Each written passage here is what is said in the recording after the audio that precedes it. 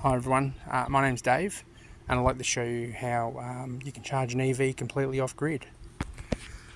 So we have 3 kilowatts of panels up there, and the 3 kilowatts are in 2S and then all in parallel with 3 runs of cable coming down.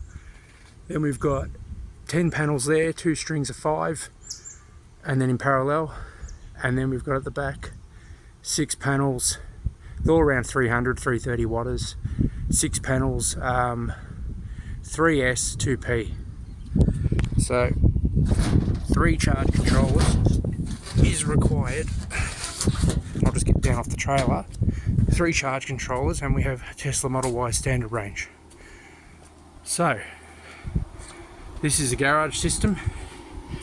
So we have 12 AGM 145 amp hour batteries in 48 volt configuration. Up here we've got a meter that's been here for 4 years, and that runs the house pump, so 3,630 kilowatt hours has come out of that. That's come out of this inverter, which is a 5 kilowatt hybrid inverter, and it also has a generator input in here which comes from the generator. And then we have the solar breakers coming in here. So 2/3 of the solar panels are on the bigger breaker, which is a 63, and then I've got a couple panels, I think 4 panels on the 16 ampere. And then here every string has, you can turn them all off, you can work on them, you can switch one back on.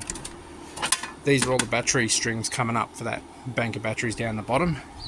And at the moment we've got 999 watts coming in on that panels of 3 kilowatts, because they face northwest and the sun's actually in the east at the moment, because it's still rising. Then we have, this is the EV charging setup. So this inverter is dedicated to EV charging, so it also can supply extra power for the house if needed, through the house's generator input. So at the moment 2.1 kilowatts, nearly 2.2 coming in. EV charging. At the moment I've pumped 20 kilowatts into the car since yesterday afternoon. 15 amps going in, so 3,612 watts at the moment going into the car. We've had 3,694.8 kilowatt hours in probably, I'd say, just over 12 months. That equals about 20,000 kilometers, I think. EV charging output power point for the UMC, which is down the back, and that is 1.5 mil, so nothing gets warm, it all stays cold. Yeah, and a 5 kilowatt hybrid inverter, and then an extra charge controller here which runs the 6 panels at the back, and I think they're about 130 odd volts, or what have I got, 120 volts.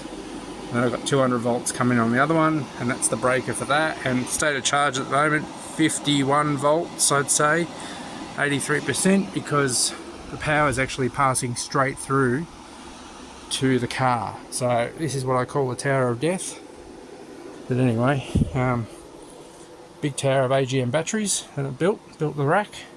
Got all keys in, they nicely slide in. Everyone's got a breaker on it, so I can flick any breaker off if I want to do a bit of work on it.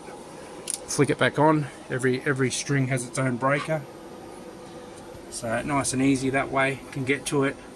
It's all copper bus bars, balancing units on the systems.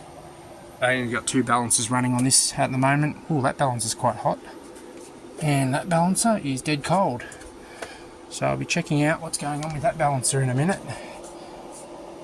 So she's working quite well. Okay, over here, UMC.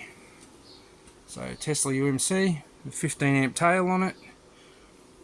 No heat in that, that's pulling 15 amps, dead cold. And then we're charging into the car. She's nearly at the top. So I'll just check what the state of charge is, how long we've got to go. We got music down. Alright, 93%, 1 hour 45 minutes remaining, and this one can be charged to 100%, and I don't need to go anywhere. So there you have it. That's how you charge a Tesla completely off grid. So 8 kilowatts of solar, 5 kilowatt inverter, other inverters to run the house pump and the fridge and the garage power. So pretty much can average 10 or 12 kilowatts a day all year round, which is probably over 15,000 kilometers of driving. Easily done on this system.